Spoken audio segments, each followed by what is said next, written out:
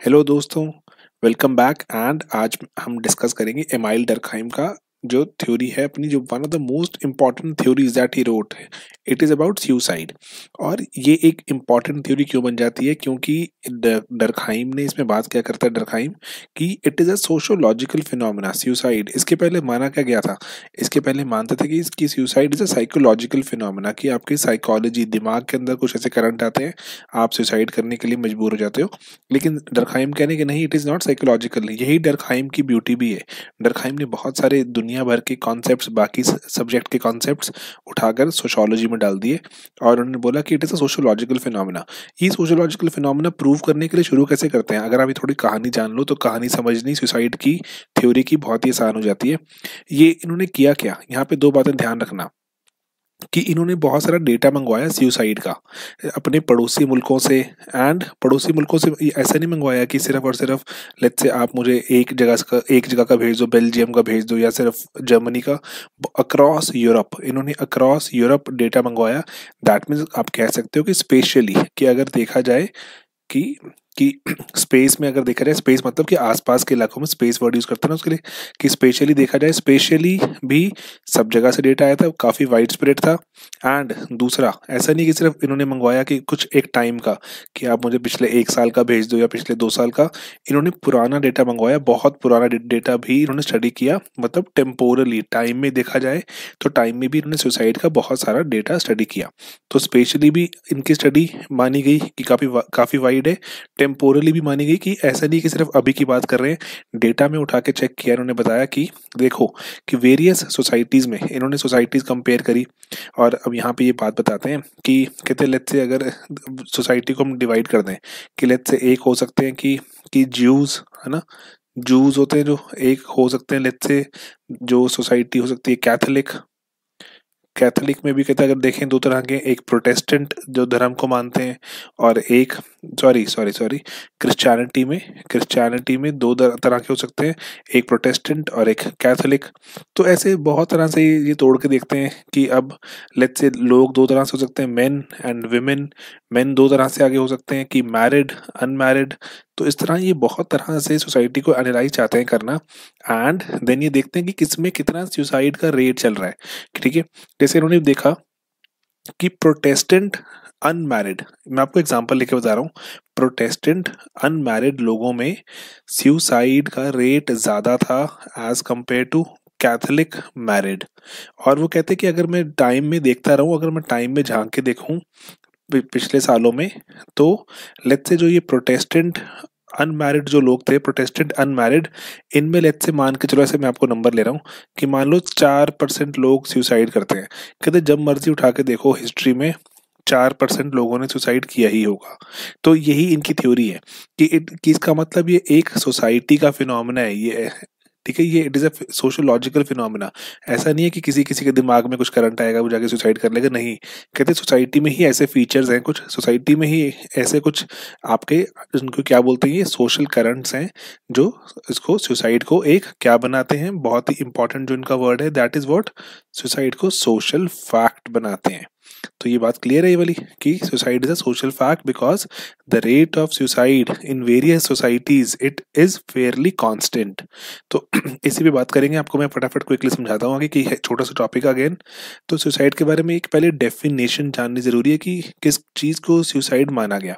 तो बोलते हैं कि एनी डेथ कॉज्ड डायरेक्टली और indirectly by a positive or negative action of the victim himself which he knows will produce this result।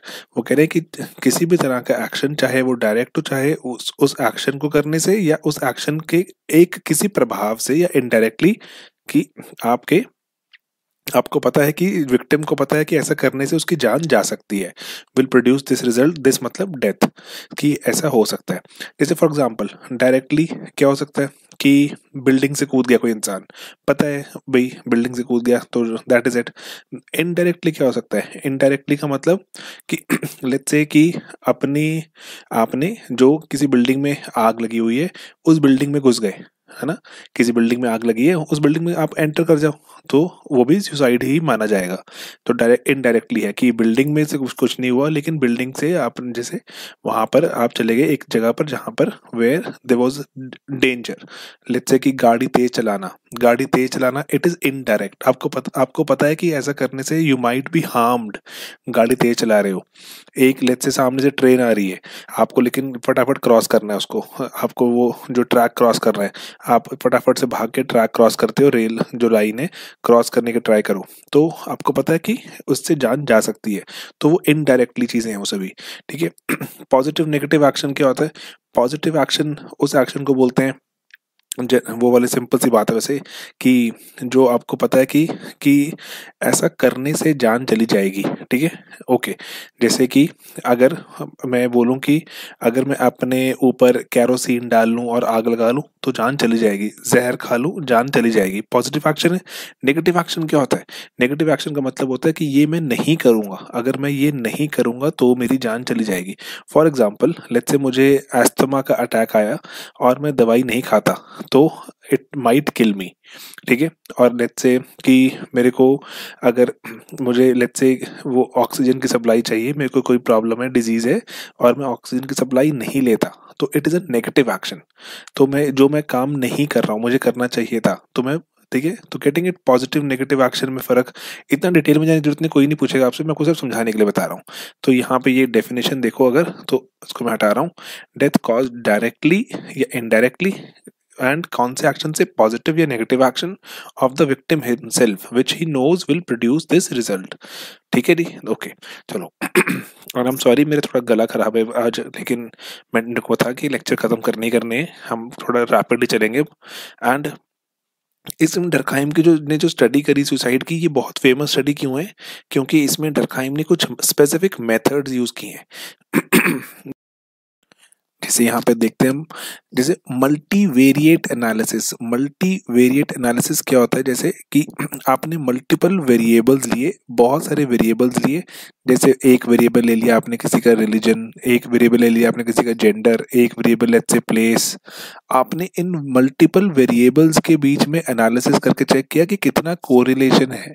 Correlation नामक एक चीज पढ़ी ना आपने, कोरिलेशन की कितना आपस में, लेट्स से अगर रिलीजन और जेंडर में क्या ताल्लुकात हैं, कोरिलेशन कोफिशिएंट अगर हाई होता है आप बोलते हो कि एक चीज बढ़ती है दूसरी बढ़ जाती है, कोरिलेशन कोफिशिएंट 0 होता है मतलब कोई ताल्लुकात नहीं है, अगर लेट्स से माइनस में होता है आप बोलते हो कि एक बढ़ती है दूसरी घट जाती है। तो उन्होंने मल्टीवेरिएट एनालिसिस किया, सोशियोलॉजी में पहली बार ऐसा हुआ था कि ये स्टैटिस्टिक्स के टूल्स यूज हुए। तो ये डरखाइम ने, आजकल तो इतना कॉमन है सोशियोलॉजी में कि स्टैट्स के टूल यूज करना, लेकिन Durkheim was the first one two do that and इस स्केल पर। एंड इन्होंने कॉन्कॉमिटेंट वेरिएबल्स, ये वर्ड सिर्फ आप याद करो, इतना कोई डिटेल में जाने की कोई जरूरत नहीं है। कॉन्कॉमिटेंट वेरिएबल्स क्या होते हैं? जो पैरेलली बढ़ते या घटते हैं, कि रिलीजन के साथ साथ जेंडर का रोल है ना, कॉन्कॉमिटेंट, कि रिलीजन एंड जेंडर कैन को एग्जिस्ट एक ही इंसान में, कि उसी का रिलीजन भी हो सकता है, कोई जेंडर भी कुछ और हो सकता है ना, ऐसा हो सकता है लेट्स से कि जेंडर के हिसाब से भी किसी को देख सकते हो, let's say men and women, and उन मेन वुमेन में आगे उनके धर्म भी हो सकते हैं, कोई might be Christian, might be Jew, might be Muslim, might be something else.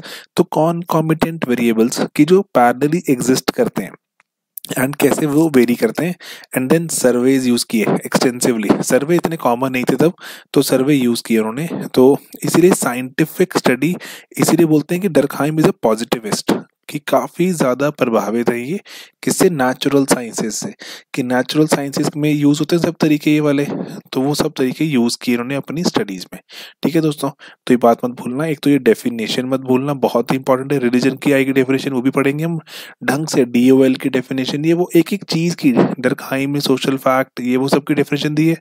तो डेफिनेशन ओरिएंटेड थोड़ा सा काम करता है डरखाइम, तो आपको भी वही करना है, डेफिनेशन पक्का देनी है, क्योंकि ही इज अ प्रोफेसर। ये बात आपको थोड़ा सा बता दूं, अगर ही इज अ प्रोफेसर, तो प्रोफेसर का आदत है ना, they are into this kind of things, कि चीजों को थोड़ा कि ऐसे एक्सप्लेन करके बताया जाए और डेफिनेशनल ओरिएंटेड होते हैं, ठीक है। तो उनकी कंक्लूजन क्या थे कि it is not a psychological phenomena, कि बहुत ही रेंज ऑफ वेरिएबल्स है जो जो इम्पैक्ट करेगा। एंड डिफरेंट सोसाइटीज़ में अगर हम झांक कर देखें तो उनमें जो रेट ऑफ सुसाइड है ये काफ़ी कांस्टेंट चलता है। ऐसा नहीं है कि इस साल इतने लोग मर जाएंगे, अगले साल थोड़ा कम हो जाएंगे, फिर बढ़ जाएंगे, ऐसा नहीं, कहते इट इज़ फेयरली कांस्टेंट। तो दैट मीन्स ये कहते क्लियरली शो करता है that it is a sociological problem और नॉट अ प्रॉब्लम। मैं प्रॉब्लम बोल के वैल्यू अटैच नहीं करूंगा ना, अच्छी बात है बुरी बात है, that it is a sociological phenomena, ठीक है। ओके, अब ये एक इंपॉर्टेंट कॉन्सेप्ट है, पेपर में पक्का डालना है अपने। वो कहने हैं कि सुसाइड करने के लिए समाज में, सुसाइड करने के लिए सोसाइटी में क्या होती हैं, सुसाइडोजेनिक फोर्सेस। देखो फोर्सेस किसका वर्ड है, ये फिजिक्स का वर्ड है ना, फोर्सेस, फोर्सेस फिजिक्स का वर्ड है, न्यूटन ने लॉ दिया है फोर्सेस का। तो तो कह रहे हैं समाज में कुछ ऐसी फोर्सेस हैं जो सुसाइड को बढ़ावा देती हैं। एंड कहते हैं उनको चार तरह से देख सकते हैं। बहुत ही सिंपल तरह से मैं आपको समझाने की ट्राई करता हूँ कि जो सुसाइडोजेनिक फोर्सेस क्या बोलते हैं। वो कहते हैं देखो दो तरह से हो सकता है यहाँ पर। पहला वो बोलते हैं कि ये है पहली, ये इस फोर्सेस ऑफ इंटीग्रेशन, कि कितना इंसान इंटीग्रेटेड है या कितना इंसान जुड़ा हुआ है किससे, सोसाइटी से। अगर देखो वो डरखाइम कह रहा है कि ज़्यादा या कम दोनों ही डेंजरस है। अगर सोसाइटी से आप ज़्यादा जुड़े हुए हो, हाई, सोसाइटी से इंटीग्रेशन हाई है, तो ऑल्ट्रोइस्टिक। ऑल्ट्रोइज्म का मतलब क्या होता है, ऑल्ट्रोइज्म का मतलब होता है कि किसी और के लिए जान न्यौछावर करते हैं ना। जैसे लेट्स से कि ऑल्ट्रुइज्म का ही एक वो है नतीजा कि बहुत सारे लोग बिना किसी बात के जाके जंग के मैदान में चले जाते हैं और लड़ने किसी और के लिए। और लेट्स से अगर आप बोलो कि कितनी सारी जगहों पे ऐसा होता है जहाँ पर लेट्स से आप देखते हो कि आपके मदद करने के लोग सामने आते हैं, उनको काफ़ी नुकसान होता है। तो वो इसलिए ऑल्ट्रुइज्म में ऐसा होता है कि ऑल्ट्रुइज्म कि किसी और का भला करने के लिए आपने, या फिर किसी और का भला मतलब क्या हुआ, समाज, समाज का भला करने के लिए आपने खुद को न्यौछावर कर दिया कि कोई बात नहीं, मेरी जान कोई कीमत नहीं है। एक ऑल्ट्रुइज्म में आप जैसे जैसे जिहादी अटैक सुनते हो आप, जिहादी अटैक, जिहादी अटैक भी कहीं ना कहीं ऑल्ट्रुइज्म का ही होता है कि कम्युनिटी को सर्व करने के लिए I am ready to sacrifice myself. तो वो जो फिदायीन हमला बोलते हैं जिसको शायद है ना, तो वो भी एक तरह का ऑल्ट्रुइज्म ही है। किसी के लिए टेररिस्ट है वो, लेकिन जिस समाज को वो सर्व करने की बात कर रहे हैं कि मैंने अपनी समाज के लिए अपनी जान दे दी, वो क्या है, ऑल्ट्रुइज्म, ठीक है। इंटीग्रेशन बहुत हाई है, सोसाइटी से बहुत जुड़े हुए लोग हैं वो।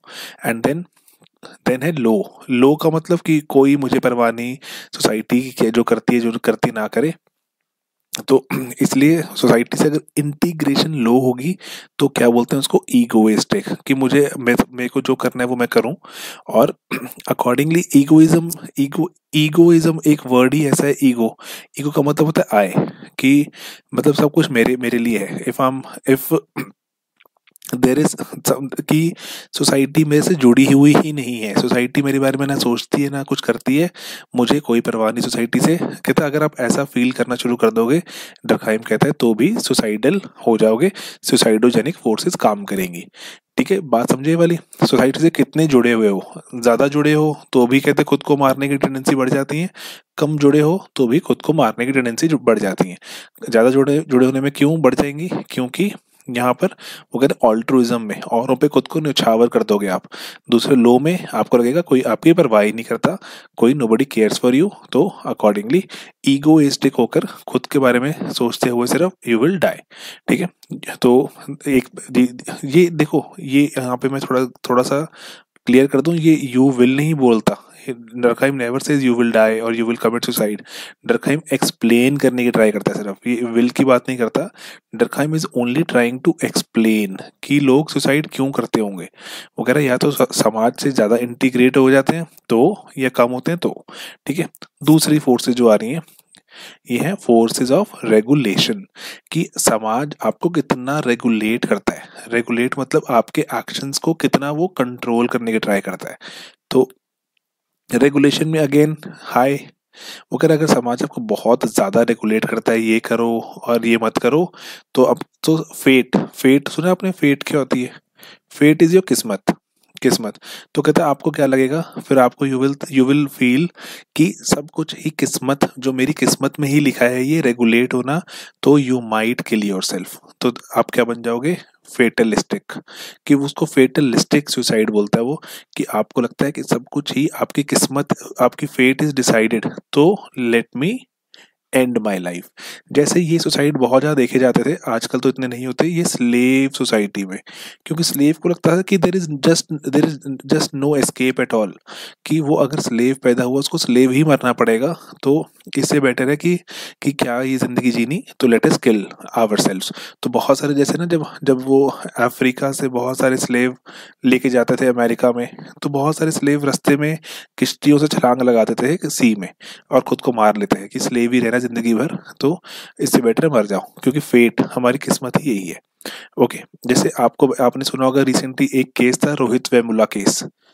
थोड़ा सा करंट अफेयर डाल दोगे तो भी अच्छा लगेगा ना। रोहित वेमुला केस, हैदराबाद यूनिवर्सिटी में, वहां पर वो एक अपनी उनकी जो लेटर थी, उस लेटर में ही राइट्स दैट माई बर्थ, वो यहाँ पे मैं लिखता हूँ, वो लिखते हैं कि that my birth is a fatal accident, कि मैं पैदा हुआ हूँ अगर एक दलित, समाज मुझे कभी भी, मेरी किस्मत ही यही है, समाज ने मेरी किस्मत में क्या लिख दिया है, बहुत दर्द लिख दिया है, एंड समाज ने मेरी किस्मत में ही बहुत सारे धक्के लिख दिए, तो इसीलिए कहते हैं इन धक्कों से मैं छुट्टी नहीं पा सकता कभी भी। मैंने बहुत ट्राई की लड़ने की, रोहित वेमुला लिखता है अपने लेटर में, तो लेकिन मैं नहीं पा सकता, नहीं पा पाया अपनी, and then he decides to kill himself. तो वो फेटलिस्टिक हो सकता है, वी डरखाइम होते हैं जिंदा, तो शायद रोहित वेमुला के केस को, जो सुसाइड को फेटलिस्टिक सुसाइड मान लेते। एंड देन आते हैं अपना, अगर की रेगुलेट, अगर सोसाइटी आपको बिल्कुल ही कम रेगुलेट कर पाई, सोसाइटी जो बोल रही है वो आपको आप तक नहीं कन्वे हो पाया, या आपको सोसाइटी रेगुलेट नहीं कर पाई, उसको क्या बोलते हैं, एनॉमिक। डरखाइम का बहुत ही खास वर्ड है ये एनॉमिक, हमने डीओएल में पढ़ा था बड़ी वाला एनॉमिक। एनॉमिक का मतलब क्या होता है, नॉर्मलेसनेस। जैसे नॉर्मलेसनेस को वो ए नॉर्म बना देता है ना, ए नॉर्म, कि नॉर्म हट गए तो एनॉमिक बन जाता है। ऐसे याद रखना, नॉर्म से बना दिया एनॉमिक। ठीक है दोस्तों, तो एनॉमिक इन आपको वो नॉर्म्स ही नहीं बता पाए, एंड सोसाइटी आपको नॉर्म्स ही नहीं समझा पाई, एंड इस चक्कर में क्या हुआ, आपको पता ही नहीं चला कि क्या करना चाहिए था क्या नहीं, आपने नॉर्म्स तोड़ दिए, एंड अकॉर्डिंगली सुसाइड। ठीक है, तो इसका एक बहुत ही अच्छा एग्जांपल है फार्मर सुसाइड। हम फार्मर सुसाइड को डिस्कस करेंगे, क्योंकि फार्मर सुसाइड को डरखाइम के इस हम 4 वाली फोर्सेस वाले तरीके से डिस्कस कर सकते हैं, कि integration high low, regulation high low. ठीक है, लेकिन फार्मर सुसाइड में इनॉमिक का मतलब क्या हुआ, लेट्स से कि एक नॉर्म होता है। एक नॉर्म क्या होता है कि आपने सुनी होगी ना एक कहावत, ये उतने पाँव पसारिए जितनी चादर होए। इसका मतलब क्या होता है कि उतने ही काम, लेट्स से मेरी इनकम है, लेट्स से 50,000 रुपये, मैं गाड़ी खरीद लूँ 50 लाख की, तो गलत किया ना मैंने, फिर अब वो उधार वापस कर नहीं पाऊंगा मैं, तो अकॉर्डिंगली फिर मुझे हो सकता है कि खुद खुद को मारना पड़े, सुसाइड करना पड़े। तो यही चीज़ ऐसे फार्मर सुसाइड में देखी गई है, कि जैसे विदर्भा में पर्टिकुलरली, वहाँ पर ग्रीन रेवोल्यूशन के लिए जो सूटेबल कंडीशंस अवेलेबल नहीं है, लेकिन किसानों ने ग्रीन रेवोल्यूशन वाले तरीके अपनाने की ट्राई करी, नॉर्म थोड़ा तोड़ने की ट्राई करी। तो उसके बाद क्या हुआ, जब कंडीशन सही नहीं होती, कई बारी एल नीनो आ गया, कुछ हो गया, तो फार्मर्स को खुद को मारना पड़ता है, सुसाइड करना पड़ता है। तो डरखाइम होता है उसको एनॉमिक बोलता। तो बाकी हम पूरा एनालिसिस करेंगे। अभी एक मिनट को साफ करते हैं पहले, सॉरी।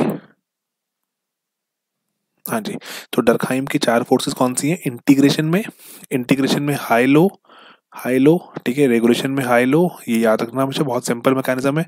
यहाँ पे अगर इंटीग्रेशन बहुत जुड़े हुए हो तो ऑल्ट्रोइस्टिक, अगर बिल्कुल भी नहीं जुड़े हुए, आप अकेला खुद को फील करते हो, ईगोइस्टिक, सिर्फ आई वाली फीलिंग, रेगुलेशन बहुत हाईली रेगुलेटेड हो, किस्मत पूरा समाज डिसाइड कर रहा है, फेटलिस्टिक, रेगुलेशन का असर ही नहीं यहाँ पर कोई, तो एनॉमिक, नॉर्म्स तोड़ के काम कर रहे हो, रेगुलेट ही नहीं होते आप। ओके, तो ये 4 तरह के फोर्सेस हैं डरखाइम बोलते हैं, एंड वो कह रहे हैं कि हर सोसाइटी में ये सोसाइडोजेनिक फोर्सेस एग्जिस्ट करती हैं, जिसको वो क्या बोलता है, सोशल करंट्स, कि सोशल करंट्स के नाम से ये फोर्सेस काम कर रही हैं। ओके दोस्तों, आगे बढ़ते हैं। तो सुसाइड सोशल फैक्ट कैसे बन जाता है, क्योंकि रेट फेयरली कांस्टेंट है मेरी सोसाइटीज़ में, साइकोलॉजिकल फिनोमेना नहीं है, क्योंकि नॉर्मल लोग भी, जिनको कोई सोशल साइकोलॉजिकल प्रॉब्लम नहीं है, उन्होंने भी सुसाइड किया है, तो इसलिए डरखाइम बोलता है कि साइकोलॉजिकल तो नहीं है। एंड कितने सारे जो दिमागी रूप से जो बीमार थे उन्होंने सुसाइड नहीं किया। तो कहते हैं इसका मतलब साइकोलॉजिकल तो बिल्कुल नहीं है, डरखाइम बोल रहे हैं, ठीक है, हम ये पॉइंट पेपर में यूज करेंगे। एंड देन वो बोलते हैं कि इसीलिए फोर्सेस कौन सी इंटीग्रेशन रेगुलेशन की है, फोर्सेस कौन सी इंटीग्रेशन विद व्हाट, विद समाज, सोसाइटी, रेगुलेशन किसकी, समाज की, सोसाइटी की। तो इसीलिए कहते हैं सोसाइटी से चलती हैं चीजें, सोसाइटी से ही निकलती हैं। एंड एंड वो बोलता है कि डरखाइम का ये बहुत ही एक जबरदस्त पॉइंट है ये। वो बोलता है कि सोसाइटी में एक rate of suicide is normal, इतने तो होते ही होते हैं। कहते हैं जैसे जैसे ये इतना रेट चलता रहेगा तो कोई कुछ नहीं कहेगा, जब ये रेट ब्रीच हो जाता है तो थोड़ा सा शोर मचता है, लेकिन कहते वापस कहते जब शोर मचेगा तो फिर से सोसाइटी शुरू हो जाएगी। जैसे आपको मैं एग्जांपल लेकर बताता हूँ, हर एक चीज़ जैसे ना डरखाइम कितना कितना ऑसम थिंकर क्यों है कि हर एक चीज का एक रेट समाज में कांस्टेंट है। रेट मतलब कि दर कि कितने कितने हजार में से कितने लोग करते हैं, है ना। तो डरखाइम जैसे इंडिया में इमेजिन करो, रेप रेप क्या नहीं होता इंडिया में, कितने सारे रेप्स हो रहे हैं क्या, लेकिन हर वक्त चल रहे हैं सड़कों पे, लोग उतर गए, नहीं उतरे बिल्कुल भी। लेकिन जब निर्भया रेप केस हुआ तो क्या हुआ कि रेट ऐसा लगता है आपको कि सोसाइटी को फीलिंग आती है कि जो रेट ऑफ रेप्स एकदम से बहुत रैपिडली बढ़ गया, तो सभी लोग सड़कों पे उतरे, तो उसके आसपास शोर मचा। सोसाइटी ने क्या किया, जो लेट्स से कि एक ये था, मान लो ये अपने पास एक नॉर्मल रेट है, लेकिन जब रेट बहुत बढ़ गया, बहुत सारे रेप्स होने शुरू हो गए, बहुत सारे मर्डर्स, या लेट्स से जो भी रेट था उसको क्रॉस कर गया, सोसाइटी काम करेगी इसको वापस नीचे की तरफ लेके आने की ट्राई करेगी, वापस it will try to restore, कि इसको रीस्टोर किया जाए, जिस लेवल पे था उस लेवल पे वापस लाया जाए। तो सोसाइटी की टेंडेंसी क्या होती है, रीस्टोरिंग। तो डरखाइम ऐसा मानता है कि एक रेट इज कांस्टेंट, जैसे ही वो रेट, जैसे मान लो ये बेस था, ये इतना रेट वाज कांस्टेंट, लेकिन जैसे ही इतना पहुंच जाएगा सोसाइटी विल ट्राई इसको वापस लाने के लिए, इतना वापस आ जाएगा, फिर से एवरीथिंग विल बी ओके। तो कह रहे इसलिए जीरो तो कर ही नहीं सकते। जो अगर पॉलिसी बनानी है, अगर आपको पॉलिसी क्या होनी चाहिए कि एक जो कांस्टेंट रेट चल रहा है उतना ही मेंटेन रहे, वो क्राइम उसको या फिर जो भी है, जो भी कोई चीज़ है उसको ब्रीच ना करे। तो ये बहुत ही एक इम्पॉर्टेंट इंसाइट भी थी ये पॉलिटिकल मैटर, जो पॉलिसी मैटर्स में, कि कैसे हम कि जीरो क्राइम को रीच कर सकते हैं, कभी कहते नहीं कि जीरो क्राइम कभी रीच नहीं कर सकते। हाँ, एक रेट ऑफ क्राइम है, वो ब्रीच ना होने दो बस, उस तक कहते सोसाइटी नॉर्मली काम करती है। ठीक है, ओके। चलो फार्मर सुसाइड का केस एक बार डिस्कस कर लेते हैं फटाफट से, डरखाइम कैसे एनालाइज करते हैं। वो कह रहे हैं कि फार्मर सुसाइड के बारे में बात करें कि पिछले 2 दशक में देखा गया इंडिया में बहुत फार्मर ने सुसाइड करा है। इसके कारण क्या हो सकते हैं कि एग्रीकल्चर की इनकम नहीं बढ़ रही, कंज्यूमरिज्म आ गया कि ना किसानों ने भी आजकल बड़े बड़े ट्रैक्टर्स वगैरह खरीदने शुरू कर दिए, एक्सेट्रा एक्सेट्रा। देखो जैसे कंज्यूमरिज्म का मतलब एग्जैक्ट क्या हुआ कि जैसे अभी किसान को ट्रैक्टर चाहिए, तो लेकिन ट्रैक्टर भी कौन सा, एक पर्टिकुलर ब्रांड का, कि लेट्स से मुझे वो बड़े इतने हॉर्स पावर वाला 100 हॉर्स पावर वाला ट्रैक्टर चाहिए, जॉन डियर कंपनी है जो अमेरिका की, फोर्ड का ट्रैक्टर चाहिए। तो क्या है वो बेस्ट ट्रैक्टर्स है, नहीं बेस्ट ट्रैक्टर्स नहीं, वो ब्रांड है। ठीक है, कंज्यूमरिज्म घुस चुका है किसानों तक भी, ठीक है, बिल्कुल एकदम विलेज लेवल तक। तो ये बात इंपॉर्टेंट है जाननी। तो लोन रीपेमेंट को फेलियर हो जाता है। एंड अब देखो मैं आपको 4 तरह से 4 व्यू दिखा रहा हूँ, जो हमने जो 4 फोर्सेस पढ़ी थी, कौन सी हमने पढ़ी थी, लेट्स से एक कि जब forces of integration high and low होती हैं, force of integration high and low में अकॉर्डिंगली हमारे पास 2 तरह के सुसाइड आ रहे थे। अगर लो हो रही थी तो इगोइस्टिक आ रहे थे, अगर फोर्सेस ऑफ इंटीग्रेशन हाई थी तो हमारे पास कौन से तरह के सुसाइड थे। अब यहाँ पे please you try to write it down yourself, तो दैट वॉज ऑल्ट्रुइस्टिक। ठीक है, एंड देन उसके बाद हमारे पास फोर्सेस ऑफ यहाँ पर रेगुलेशन थी, फोर्स ऑफ रेगुलेशन भी हाई एंड लो थी। अगर हाई रेगुलेट होगा फेटलिस्टिक कहलाएगा, अगर फोर्सेस ऑफ रेगुलेशन लो होंगी तो वहाँ पर वो देवर कॉल्ड एनॉमिक, कि नॉर्म फॉलो नहीं कर रहे। तो अब ये चारों में हम एक एक तरह से देख लेंगे कि कैसे चारों के केसेस बनते हैं फार्मर सुसाइड में, कि फार्मर सुसाइड को चारों तरफ से ही आप देख सकते हो। तो ये डरखाइम भी बोलता है कि जरूरी नहीं है कि एक चीज को आप सिर्फ एक तरह से देख सकते हो, इट कैन डिपेंड कि कौन से फैक्टर्स कहाँ कहाँ काम कर रहे हैं, हो सकता है एक ही चीज़ को 4 तरह से भी देख सकते हो आप, ठीक है। ओके, अगर फार्मर के व्यू से देखें, फार्मर के व्यू से ईगोइस्टिक कैसे दिखता है ये? फार्मर को लगता है कि he has been left alone, कि किसी को उसकी परवाह नहीं है और समाज उसके बारे में कुछ नहीं सोचता, तो उसको लगता है कोई इंटीग्रेटेड नहीं है समाज से वो, तो वो उसको फार्मर्स के पॉइंट से वो ईगोइस्टिक नजर आता है। एंड देन गवर्नमेंट के पॉइंट से देखें, गवर्नमेंट उसको एनॉमिक मानती है कि आपने नॉर्म्स फॉलो नहीं किए। नॉर्म्स होते हैं जैसे ना कि कितना उतना ही मैं लोन लूँ जितना मैं रीपे कर सकता हूँ, कि मैं क्यों फालतू कंज्यूमरिज्म में जा रहा हूँ जब मैं इतना अफोर्ड ही नहीं कर सकता। मेरी ज्योग्राफी मुझे क्या बोलती है, कौन सी फल उगाऊँ, कौन सी सब्जी उगाऊँ, कौन से खेत उगाऊँ, है ना। तो ये वाला तो कमेंट करिए, आपने नॉर्म्स फॉलो नहीं किए रिस्क के एटसेट्रा, तो इसलिए इनॉमिक कहलाते हैं। एंड समाज की तरफ से देखें, समाज की तरफ से ये ऑल्ट्रुइस्टिक भी आ सकता है कि उन्होंने कि ऑल्ट्रुइस्टिक कैसे आप उसको प्रूव कर सकते हो अपने एग्जाम में, जस्टिफाई कर सकते हो कि लेट्स से कि एक वैल्यू है समाज में, एक चीज़ अच्छी मानी जाती है कि अगर उधार लिया है तो वापस तो करना ही चाहिए, है ना। देखो विजय माल्या ने वापस नहीं किया, कितना समाज उसका बहिष्कार कर रहा है, तो ये तो समाज की वैल्यू है ही है कि लोन लिया है तो वापस करो। तो अगर आप वापस नहीं कर पा रहे तो फार्मर ने क्या किया, सुसाइड कर लिया कि आई कैन नॉट पे बैक। एंड ऐसा नहीं है कि मैं वहां पे घूमता रहूंगा मैं ऐसे छाती तान कर, तो मैंने सुसाइड कर लिया। तो समाज कह रहे हैं कि समाज की वैल्यू को आपने ठीक से अपहोल्ड किया, ठीक है, अपहोल्ड किया वैल्यू को, तो ये समाज की आपने इज्जत बढ़ाई, तो इसलिए ऑल्ट्रुइस्टिक बना दिया, ठीक है। सिर्फ जस्टिफाई करना हम, this is how you justify it.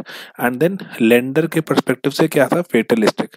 Fatalistic कैसे कि किस्मत ही है, इट इज योर फेट, कि अगर फार्मर को लगता है कि वो ओवरटली रेगुलेटेड है, कि अब उसके जो हमारे जो स्टेट के लॉज हैं, जो स्टेट के लॉज के तहत वो जो फार्मर बहुत ही खुद को रेगुलेटेड मानता है, लेंडर के पर्सपेक्टिव से देखें कि लेंडर उसकी किस्मत डिसाइड करेगा, अदरवाइज फार्मर को लगता है उसका बेस्ट एस्केप क्या है, best escape is to die.